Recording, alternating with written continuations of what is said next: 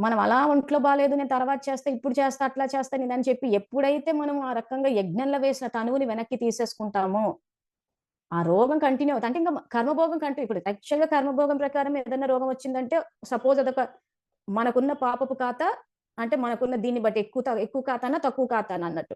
Suppose ఎక్కువ ఖాతా ఉందనుకోండి, ఒక 10 సంవత్సరాలు అనుభవించేది ఉందనుకోండి, అది 10 నిమిషాలకే వచ్చేస్తది గదా!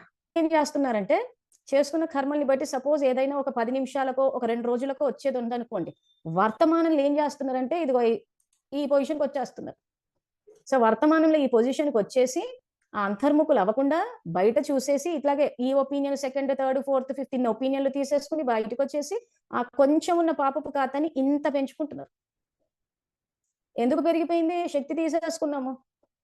వ్యర్థం చెయ్యొద్దు, సమర్థం చెయ్యండి అంటున్నారు. సో, యోగం అంటే ఆ శక్తి తీసుకొని ఆ తర్వాత రోజంతా సమర్థం చెయ్యాలన్న అవగాహన లేకపోవడం ఒకటి.